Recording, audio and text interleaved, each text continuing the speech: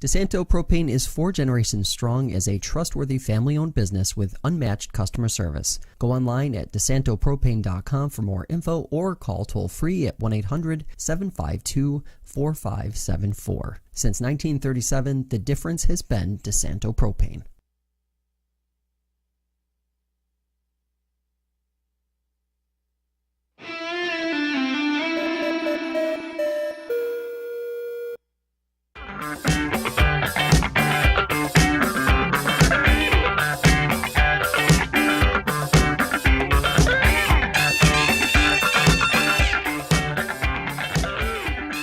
All right, everybody, happy Thursday. Welcome into the FL1 Betting Preview here on FingerLakes1.com. Paul Russo, Jim Sinicropi, and Kyle Evans here with you. Guys, kind of crazy. Only 2 more weekends of football remain ahead of us. We're down to the nitty-gritty. Yeah, it was an interesting weekend. Action-packed. Pretty good games all around. And for the most part, a pretty successful week for most of us in the room, give or take us, depending upon the way you look at it. So, can't complain. How's the week been for you guys? It's been rough. I mean, I went 0-4 last weekend in the NFL betting world. Yeah, that's... Yeah.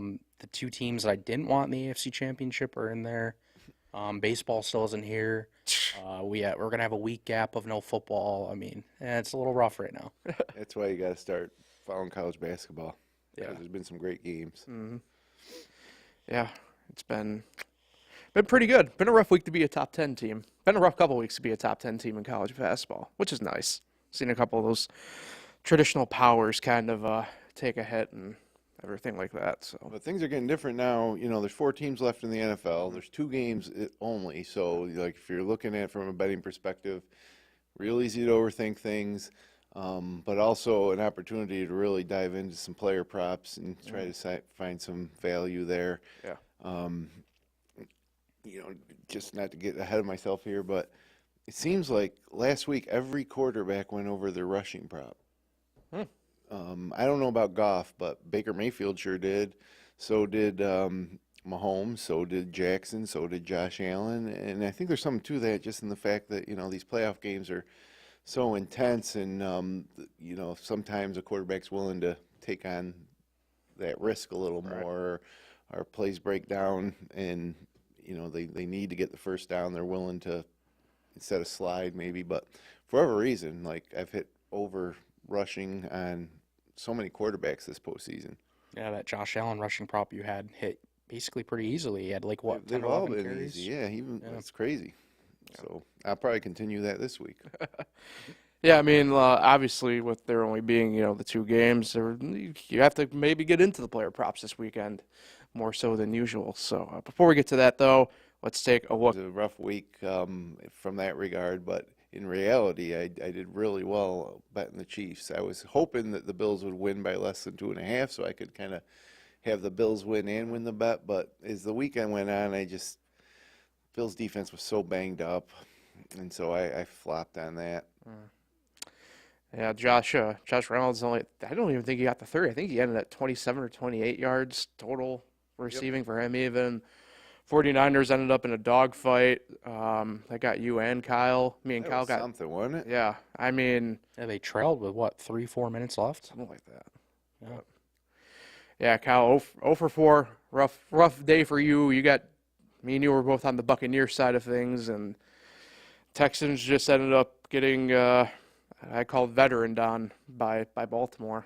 Yeah, I would say of the 4 losses I had, probably the 49ers were maybe the biggest surprise because they were home. They have such a great offense. You just figured the Packers, you know, would just run out of gas and not do as well offensively as they did against Dallas, but they came out, made it a game. I know McCaffrey still scored twice. Deebo Samuel got hurt. But, yeah, I thought they played really, really well on the road. I hit a parlay with 2 McCaffrey touchdowns. Really? Yeah. Kind of lucky, I guess. But, you know, if anybody – first of all, if you look at it, McCaffrey to score like 1 touchdown now is like minus 300 yeah. something. Yeah, I mean, it's like automatic. Crazy. So, anyways, yeah, I don't know if he'll score 2 this week, but took a shot at it last week. Yeah. Kept hearing a lot, too, during the broadcast about how Brock Purdy can't throw in the rain. Yeah. And that sure looked like it. So maybe now it's different this week. Maybe No rain. Good yeah, weather. yeah. So maybe he looks better, but who knows? Or maybe it's just Brock Purdy being Brock Purdy, as I call it. I know I've been kind of in the minority of that all year. Yeah, it ended up being a bit of an interesting weekend. Got lucky though, like I said. If you didn't bet and just watched the games, they were pretty great across the board. Nothing to really, I'd say, get too upset about. But if you're a fan of some of the teams, it's been a rough week around here with the Bills and stuff like that. So where you go to? It's a great Final Four. Yeah. I think, if you're a general football fan, these are some good games and some, Mahomes versus Jackson. Yeah. First playoff matchup ever between the two. Yeah, that's And only the second playoff matchup all time. And only the 13th meeting all time. of the Ravens and Chiefs. Wow.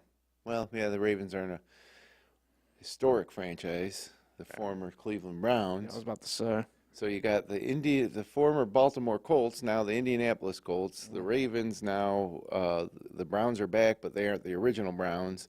Like, just crazy. Yeah. Plus the Texans, which aren't the Oilers, but silently do not give out 34 and number 1 on purpose. And then the Texans come and play in Nashville against the Tennessee Titans, who were originally the Houston Oilers. And Tennessee wears the throwback Houston Oilers jerseys against the Houston Texans. The gall. Yeah, it's just, I don't know, man. Sports. Is weird. Franchise. It's a business. That's why, Yeah, anyway, though. Well, you guys were probably too young to remember when the Colts moved. Oh, yeah. But they did it, they didn't tell anybody, and the Mayflower moving trucks pulled in at, late night, and they were gone. Yeah. Yeah, it's funny. There is the 30 for 30 on it. I remember it was one of the first 30 for 30s, but the one thing that always sticks out to me is the fact that there is an office still, I believe it's in Illinois, where the Colts are technically headquartered. It's just like, it's a Another weird thing franchise. about that, since we're talking about these relocations, I had a friend who was a huge Browns fan. So the Browns moved to Baltimore, and he's like, disappointedly, he became a Ravens fan because he was kind of left out in Ireland. Then the Browns come back, so now he switches back to the Browns. And it's just crazy. Which franchise is which? It's true, though. I mean, there's a couple. I know this is a football-focused one, but there's a couple interesting stories. My favorite is the former Buffalo Braves and what ended up being technically a franchise swap, if you will, with the Celtics, because the Celtics owner wanted to be on the West Coast and the owner of the Braves wanted to stay on the East Coast. So they effectively swap franchises. It's like one of those things where if you do true lineage sometimes, it's like, well, really the Clippers are the Celtics. It's crazy. It's stupid, but Yeah. yeah. Anyway, games this week. Let's get back on track a little bit here. Yeah, the AFC matchup's really something. Lamar's first time in the AFC Championship game. Really, the playoff win last weekend was, I think, their first in like 5 or 6 years, maybe a little bit more than that even. So the Ravens get over this like kind of proverbial hump. Mahomes obviously has not been in the AFC Championship game ever in his career, which is something crazy to kind of think about. The Chiefs are underdogs in this game. It's looking kind of hit or miss weather-wise in Baltimore this weekend, kind of, I guess, similar to last weekend in a way. So you're looking at a really interesting matchup to get things going on Sunday afternoon. Yeah, the Chiefs are actually a better road team this year. If people didn't realize, they're 8-2 on the road. Patrick Mahomes is now an underdog for just the 11th time in his career, or 12th time. He's 9-1-1 against the spread in those games.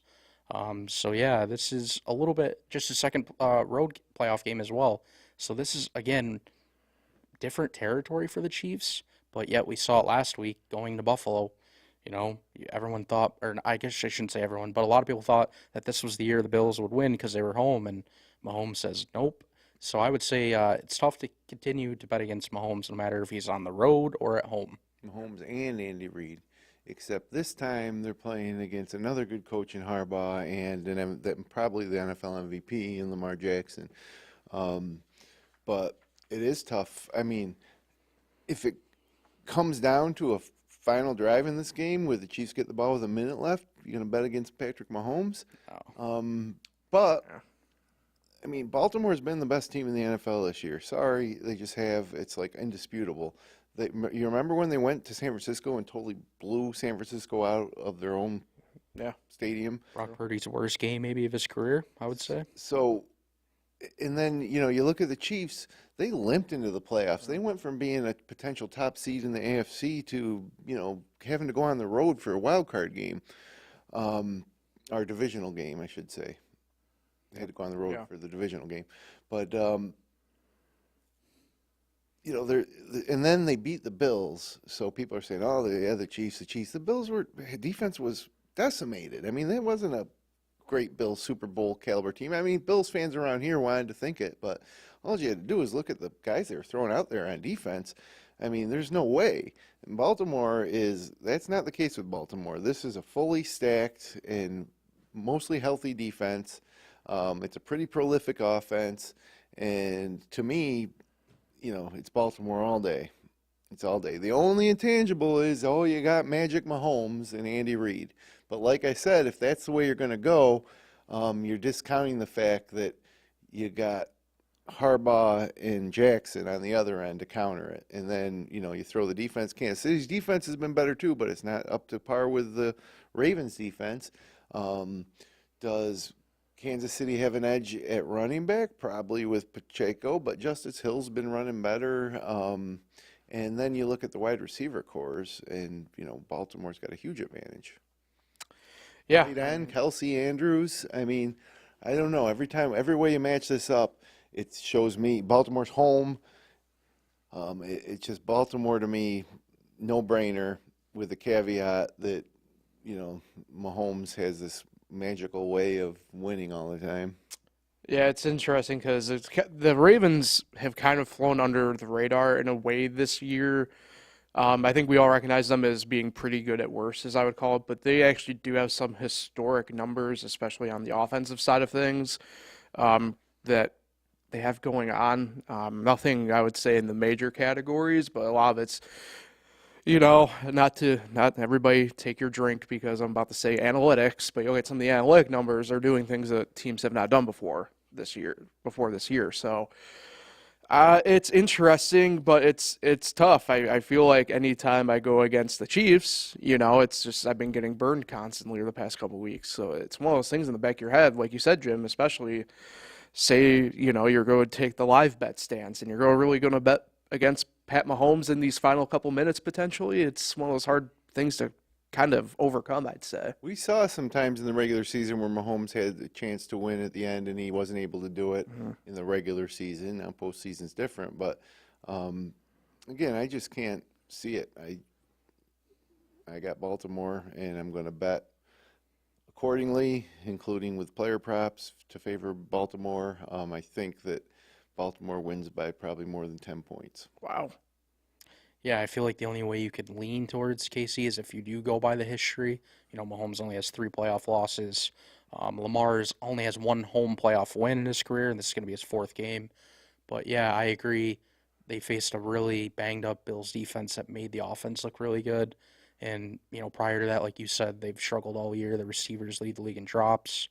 As you mentioned, they had 2 times that I can remember right off the bat to win games late in Green Bay. Scantling drops that ball. Against Buffalo, the whole Kadarius Toney issue. Mm-hmm. So, yeah, I do agree that, the Ravens should win this game, but I'm like Paul. I think it's going to be tough for me to bet against Patrick Mahomes. And Andy Reid. Yep. So, for what it's worth out there, against the spread this year, the Chiefs 12-7, Baltimore 12-6. So, a little back of the pocket info here. Let's transition over to the NFC side of things here. The aforementioned, Detroit at San Fran. I mentioned, obviously, this is a final 2 games of storylines galore. The proverbial actual America's team, at least in the rooting sense right now, in Detroit against what's been kind of, at least the NFC side of things, a leader in the clubhouse all year in San Fran. Yeah, and you look at it early on in the season, San Fran was like, wow, look at this. San Fran's the best team in the league. They're going to win the Super Bowl. Then as the season went on, they stumbled a little bit, but they reaffirmed themselves with huge wins over the Cowboys and the Eagles that weren't even close.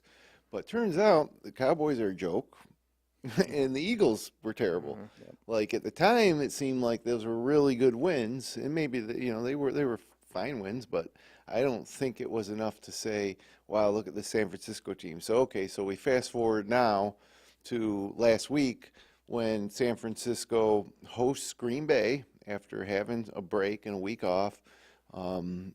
You see what Green Bay did to Dallas, and you were like, oh, that's just a fluke because that's Dallas in the playoffs, and it's going to be a reality check for Green Bay.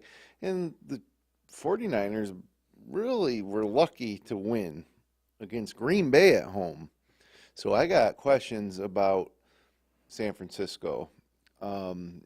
Detroit, for as great as they've been, have also been inconsistent, especially in the second half of the season. I mean, they were really terrible in November.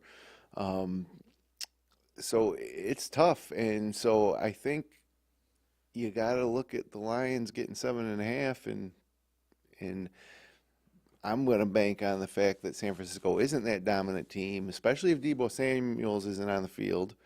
And I would probably go with Detroit in the 7.5. Yeah, and I actually did some research here. The 49ers are 0-6 against the spread in their last 6 home games. Wild. This year. So, but in 5 playoff games under Kyle Shanahan, they're 5-0 and 4-1 against the spread. With the 1 coming last week against. Yep. And what was that stat they kept showing on the broadcast? It was the Niners' first win when trailing by a certain amount of points going into the fourth quarter. They had been like 0-30 under Kyle Shanahan. That's crazy. That is crazy. Yep.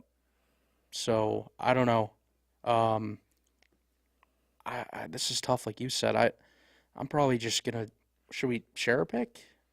Well, we're talking about 2 games here, so we can talk about right now, whether you want to officially lodge a pick at the end of the show, but we can, like I said, I'm leaning towards Lions plus 7.5. Yeah, same here. I just think this game's going to be close no matter what. I know the Lions' defense, it's risky because their secondary isn't very good. But how about this for a stat? The Lions are the only team in the NFL that has not allowed a 70-yard rusher this season. Yeah, they're good against the rush. But then they can't stop the pass. So if Deebo plays, I think that's more scary. So like you said, that's a big factor in this game. But, you want to talk about a good formula to keep McCaffrey in check. You got one of the best defensive, teams against the rush going in there. And, who would you take in the game, Goff or Purdy? I mean, I lean Goff, but that's just my own. I lean Goff too, and I have nothing against Brock Purdy. I think he's a good game manager for a team that has Christian McCaffrey and some, exciting wideouts and George Kittle. That's all well and good, but Goff, better quarterback, more experienced quarterback in these types of situations. I think over his career, and he's got Laporta. And he's got Jamar Gibbs, and he's got Amon St. Brown and Josh Reynolds, who's been great. I like I said, the more and more I think about it, I keep going back to the Lions. The one thing holding me back is that, just throughout this entire season, you've been thinking that the 49ers are going to be in the Super Bowl. And, boy, they didn't look like they wanted to be in the Super Bowl last week when the Green Bay Packers came to town, and made a game of it. Yeah. And that's my thing with this game is I said this yesterday. I'll say it today. 49ers, I can't put any faith in them right now. It's just look at that body of work the past really 5 weeks or so. They haven't been as explosive. They haven't been as dominant. It's one of those things. It's tough. Now it's interesting. Kyle, you brought up against the spread. The Niners this year as a whole are 9-8-1 against the spread. Wow. Whereas Detroit's 13-6-0. So do you take, again, it goes back to literally what we're talking about, and it goes to this betting sense as well. Do you take the whole body of work, or do you go with that smaller sample size we've had in the past couple of weeks with them? It's a tough toss-up. If you take the whole body of work, those numbers you just gave were the whole body of work. Yes. And in the first half of the season, both the Lions and the 49ers looked to be more dominant. And then they both kind of struggled from November on a little bit. Struggle is a strong word. Detroit really started, I think they had lost 3 in a row at one point, right? Yeah, 49ers did as well, remember? They lost to Cleveland, Cincinnati, and Minnesota. Yeah. Yeah, think about that. So, um, I think Detroit has certainly bounced back, and they're now what we thought they could be. But has San Francisco really? I mean, again, like last week was just another example of it against Green Bay. Detroit won the division that Green Bay was in.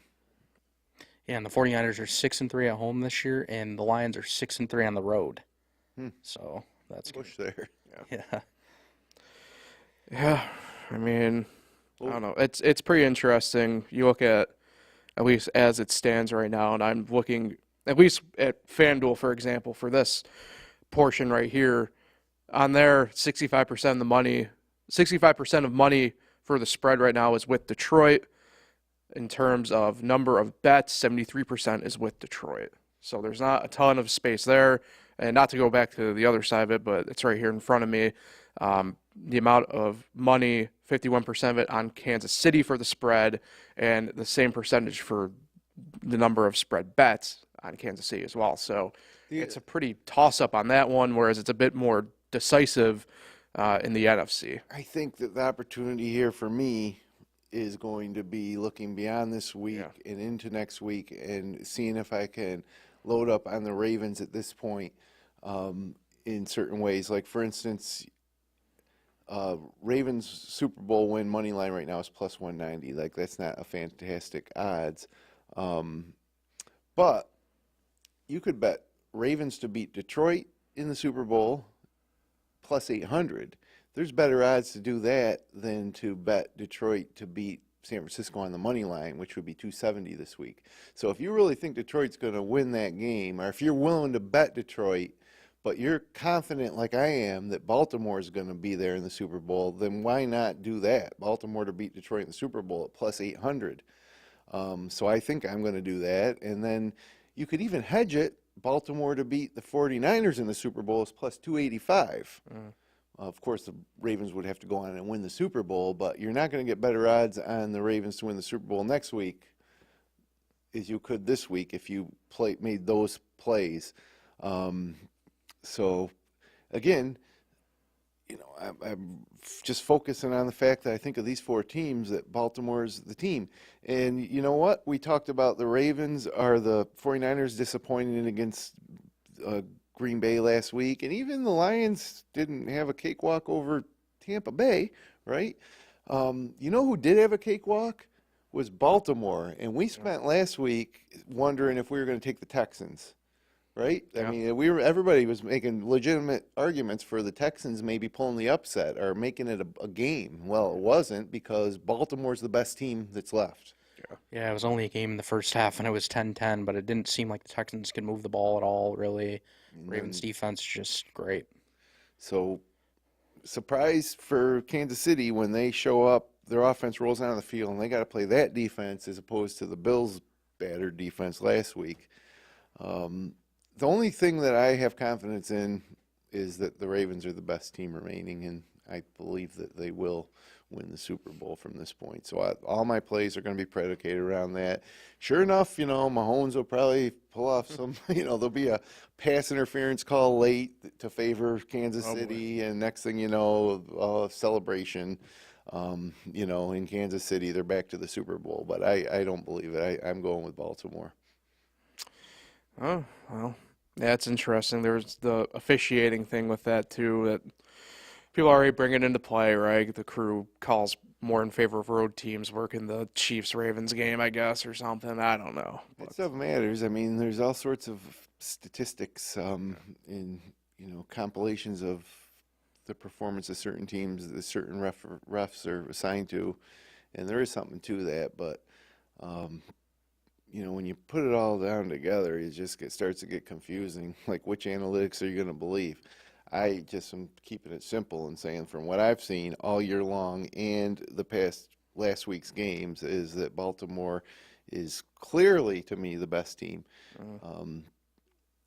I mean, just remember, I mean, they destroyed San Francisco in San Francisco. I mean, what more evidence do you need? You really think if those teams happen to play again that San Francisco would ever be able in a million years to do to Baltimore what Baltimore did to them? I mean, probably not, but who knows? I don't know. I have a working theory about Shanahan at this point anyway that we'll see after this weekend if it really comes to what is it, hypotheses time. What do you think about Shanahan? I think he's a hair on the overrated side of things. Well, sure, that's what I'm saying, right? Yeah. We'll find out, though, officially at the end of this weekend. San Francisco looked so dominant early in this year that people were enamored with them, like thinking that they were really better than they were. And really, I mean, through week 7 or 8, Brock Purdy might have been the NFL MVP. Like, there were people talking about it, right? Yeah. They were like, should it be Brock Purdy or Christian McCaffrey? You know, who should it be? And now they're not talking about that anymore. Yeah. And how about last week? It seemed like the Packers were able to move the ball so well against their defense. And they dominated. They were in the red zone a ton of times. They just didn't convert. And I was surprised a little bit at that, too, because I really do love those the San Francisco linebackers and defensive line. I mean, Armstead, Chase Young, Bosa, Greenlaw, Warner. I mean, are you kidding me? That's pretty stout. Yeah. But it certainly wasn't a problem for the Packers. No. So, I think with that in mind, we could probably move into our lock-em-in picks for the weekend. Oh, boy, here we go.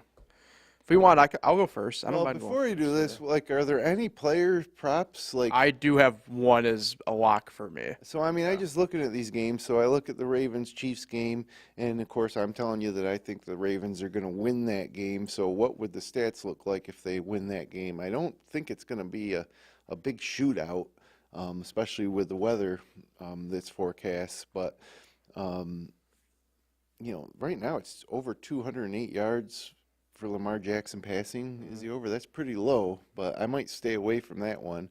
Stick with the rushing, which is 63.5 for Jackson.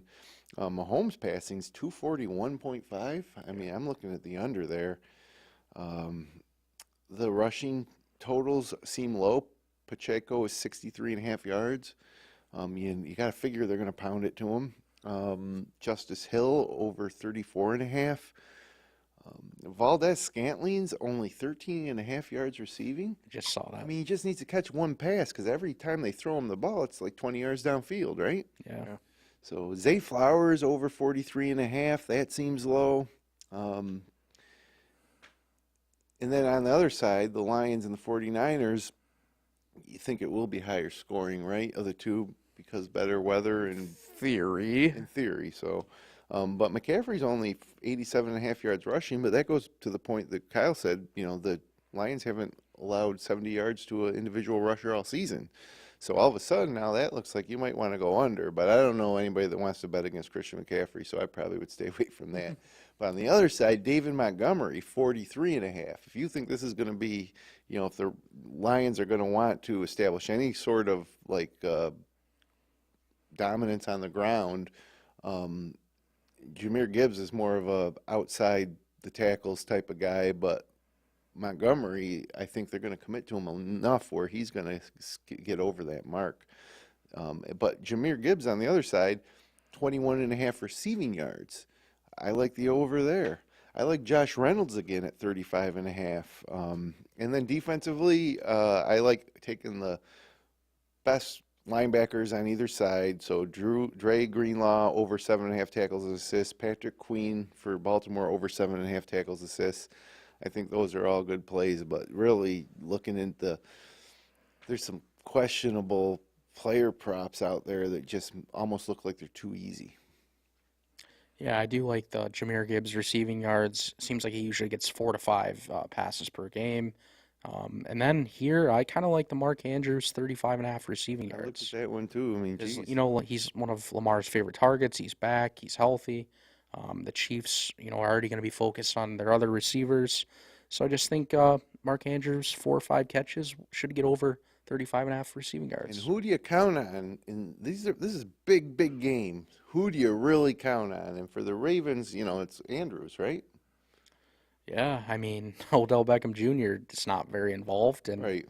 uh, Rashad Bateman. yeah, Nelson Aguilar, Right. Zay Like, Flowers. Zay I Flowers. Flowers to me is the most reliable of the receivers throughout the year, but Andrews is that guy. He's the opposite from him. You got Travis Kelce. You've got two of the best tight ends of the last 10 years on the field, and I think we're going to see them both see the ball a lot. But Kelce hasn't been great this year, late second half of the year especially, when he's been covered. Like the stats he got last week against the Bills, he was wide open. Yeah. And again, that goes to the inexperienced and non-cohesive and injured Bills defense. This Ravens defense, it's not going to be so easy for Kelce. No, but I mean, I don't know. Ravens do give up some yardage and some points every now and then. That's been a sure thing all year, but who knows which one we'll get. I don't mind going first for my picks. Sure, let 'em rip. Why not? All right, I'll go here first. I know it's kind of inverse, but I'm going to do Detroit plus 7.5. I just think they're going to be at least hanging around, right? I mean, I think ideally I'd love to see them win outright, but if you're going to give me a touchdown plus option with them, I'm going to take that every time, I think, as it stands right now. And then I guess I'm kind of zigging a little bit, though, from you, Jim, on this one. I actually do like Mahomes over the 241.5. I think if the Chiefs want to be in it, they're going to have to be moving the ball. And if there is one thing from the playoffs I've taken away from them, it's the fact that even in these shoddy weather conditions, they haven't been afraid to air it out still. And I think if push comes to shove, Mahomes is probably going to need to throw that ball more often than not anyway. So I feel more comfortable doing that than I do, say, Kansas City +4 or Baltimore -4, or I think now it's at 3.5 maybe. But I feel more comfortable on that end of things than kind of anywhere else. So those are my two picks for the weekend. You can go ahead. Okay. I like the Ravens -4, but I'm not going to put a bet in for Ravens -4. I'm going to tease that to 2.5. Yeah. Or 3 at the least, and then maybe tease the over under. But I hate -4. It's a trap spot. Right. You see too many of these games come down to the last team kicking a field goal, or especially if it happens to go into overtime. Right. But for the case of this, it's going to be what, Ravens -3.5. It's at now. That's what I saw. Yeah, Yeah. it's at 4 now. Yeah, I saw it at 4 Mile Agile before I and came Austin. in here. I wanted it at 3.5. So, but that's one of my picks. I'm gonna put my money where my mouth is. I like Pacheco over 63.5. Like they're gonna lean on him. Oh boy, I got so many picks here. Well, you know what? I'm gonna go with Jackson over the 63.5 rushing yards. And geez, part of me wants to go over. You know what? I will. Mahomes over 27.5 rushing yards. I'm taking all my picks. Wow. Up there in that game. Although I got a million of them here, I'm just kind of randomly choosing right now. One of them is bound to hit, I'd say. Well, I wouldn't be so sure. Well, you never know. Kyle? I'm going to start off with the over in the Chiefs-Ravens game, 44.5. I'm going to take a player prop in that game, Mark Andrews over 35.5 receiving yards. Then I'm going to take the Lions plus 7.5. And then I'm going to do one player prop for that game as well. All I'm going to right. take Jahmyr Gibbs over 21.5 receiving yards. Yep, those are all picks that I have here. Yep. Although I'm kicking myself for not taking Marquez Valdez-Scantling over 13.5 receiving yards. That's My God. unbelievable. Yeah, that is. What were my 4 picks? Oh, I might swap one out. You're good. I got Baltimore -4. Yeah.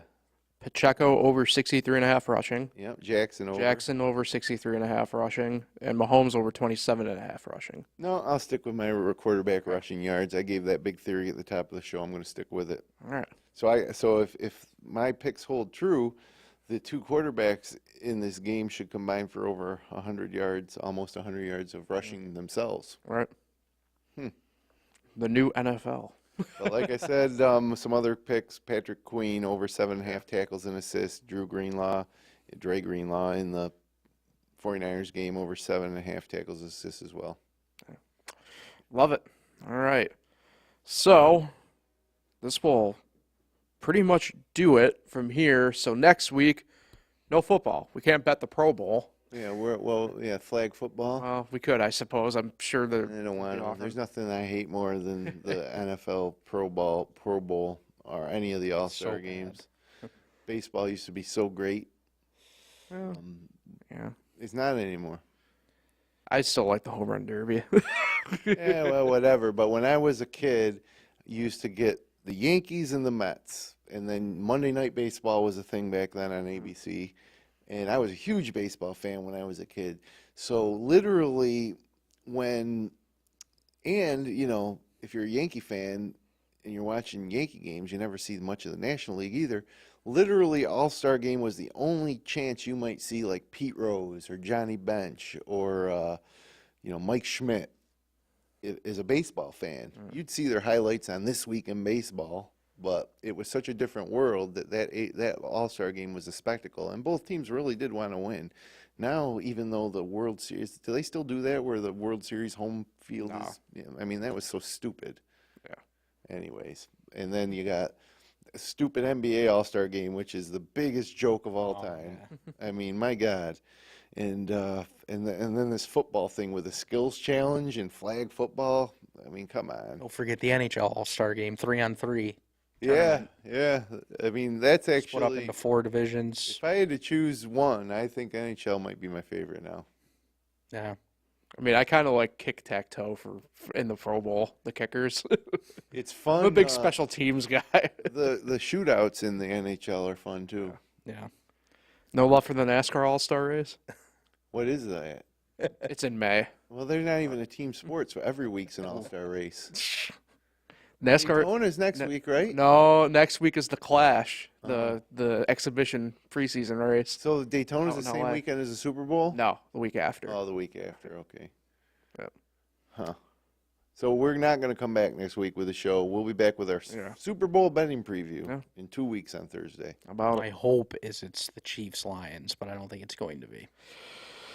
Yeah, I if I had gun to my head, I'm Baltimore Lions. I think the Lions are going to And let the Lions win the Super Bowl. First time. I'd love to see it.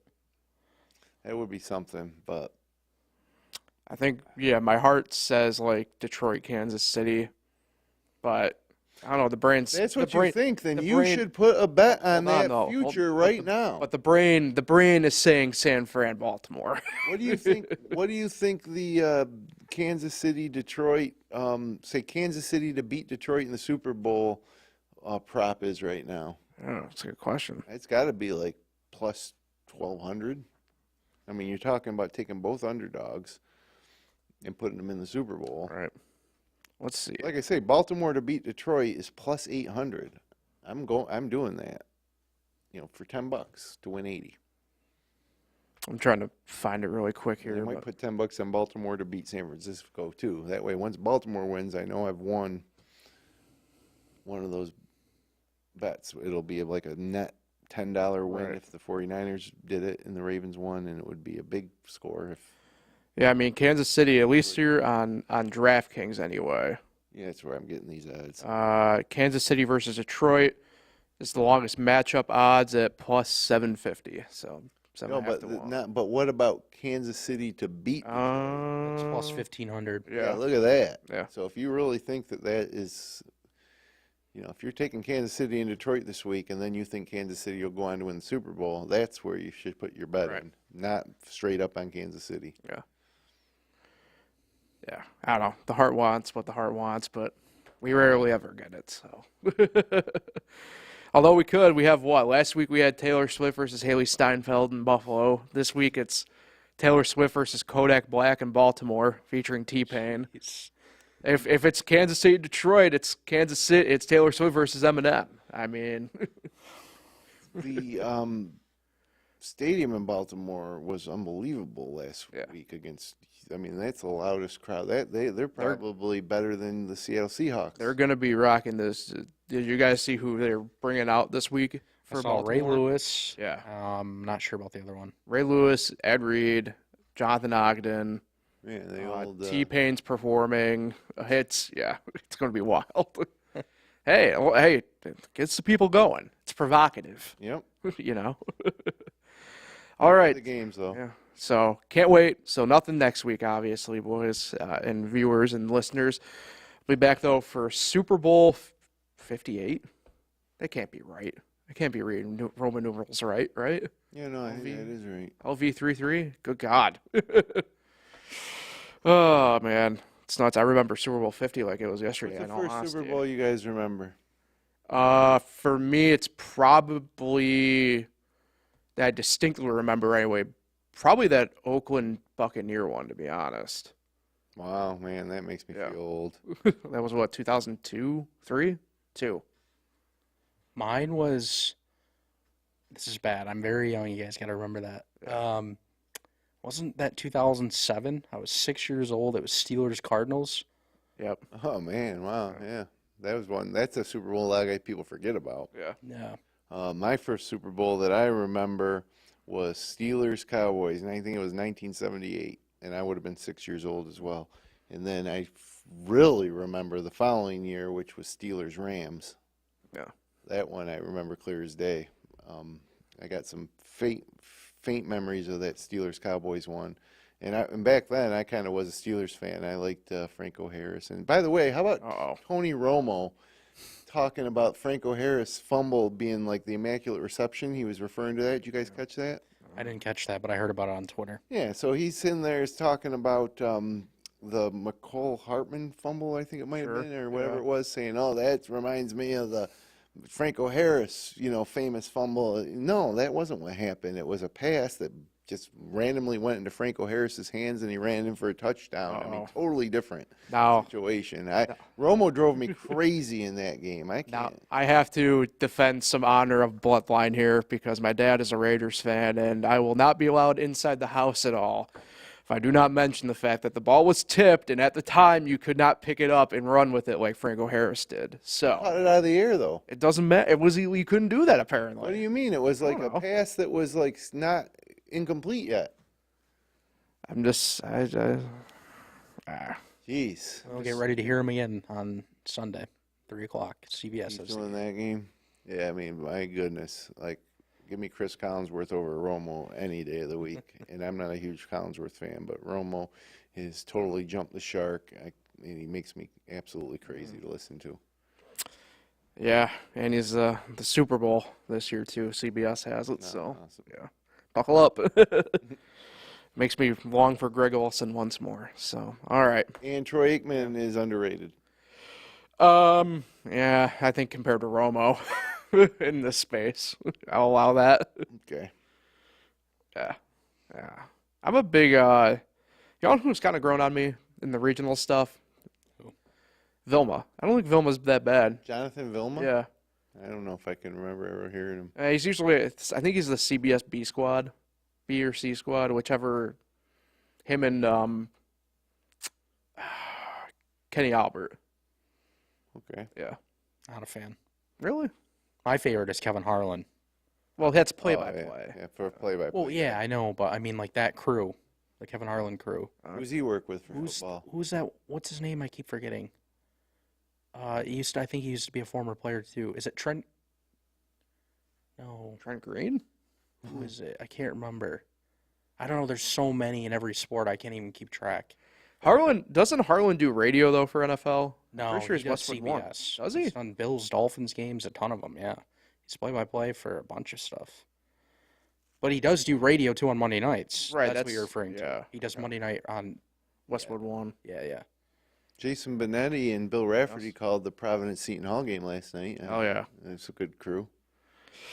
Yeah. Anyways, we're really. I mean, I'm a big those guys. I like Benetti, and he's actually with the Tigers now for baseball, by the way. I thought it was White Sox. Yeah, Jerry Reinsdorf himself. So Benetti decided to go up to Detroit. So we got that going. Anyway. All right, I think on that note, we get out of here. We're down the announcing rabbit hole now. So good luck, guys. Hopefully we all come away here in the green once more. And good luck to everybody else at home listening and watching.